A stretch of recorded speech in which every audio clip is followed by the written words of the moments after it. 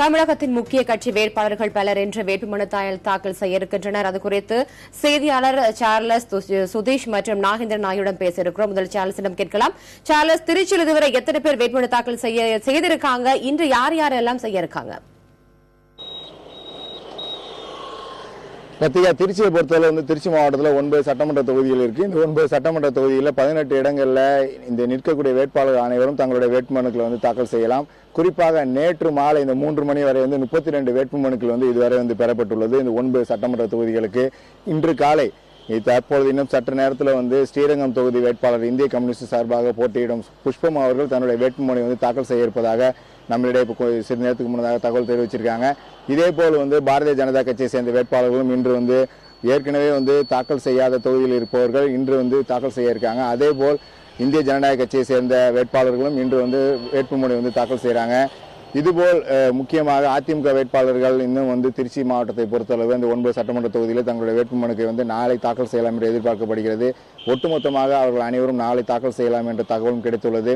தொடர்ந்து இந்திய கம்யூனிஸ்ட் கட்சி, பாரதிய ஜனதா கட்சி, இந்திய ஜனநாயக கட்சி மட்டுமில்லாமல் சுயேட்சை வேட்பாளர்களும் தங்களுடைய வேட்புமனு தாக்கல் செய்கிறாங்க. நேற்று கூட இந்திய கம்யூனிஸ்ட் கட்சி வேட்பாளர், அதாவது மற்ற தொகுதிகளில் உள்ளவர்கள் மற்றும் தங்களுடைய வேட்புமனுக்களை தாக்கல் செய்த நிலையில் ஸ்ரீரங்க தொகுதியில் இன்று தன்னுடைய வேட்புமனை புஷ்பம் அவர்கள் தாக்கல் செய்ய இருக்காங்க. ரத்திகா, சார்ல்ஸ் இணைப்பிலே இருங்க. தொடர்ந்து செய்தியாளர் நாகேந்திரனிடம் பேசலாம். நாகேந்திரன், மதுரையை பொறுத்தமட்டில் இன்னைக்கு எந்தெந்த முக்கிய வேட்பாளர்கள் வேட்புமனு தாக்கல் செய்ய இருக்காங்க? இதுவரை எத்தனை பேர் வேட்புமனு தாக்கல் செய்திருக்கிறார்கள்?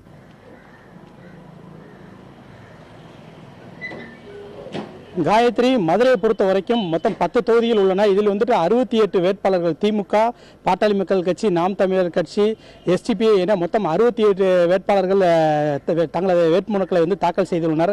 இன்று நாம் தமிழர் கட்சியை சேர்ந்த 9 வேட்பாளர்களும், மேலும் பாட்டாளி மக்கள் கட்சி, தேமுதிகவின் மதுரை வடக்கு சட்டமன்ற வேட்பாளர் முஜிபுர் ரஹ்மான், மக்கள் நல கூட்டணி மதிமுக வேட்பாளர் மதுரை தெற்கு தொகுதி வேட்பாளர் பூமிநாதன் ஆகியோர் இன்று மதுரையில் வேட்புமனு தாக்கல் செய்ய இருக்கிறாங்க.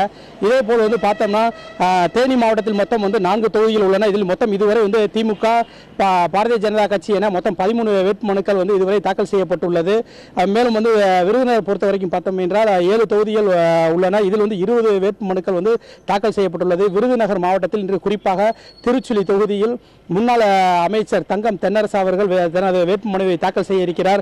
அதற்கு அடுத்தபடியாக பார்த்தோம் என்றால் சிவகங்கை மாவட்டத்தில் மொத்தம் 4 தொகுதிகள் உள்ளன. இதில் இதுவரை மொத்தம் 13 வேட்புமனுக்கள் தாக்கல் செய்யப்பட்டுள்ளது.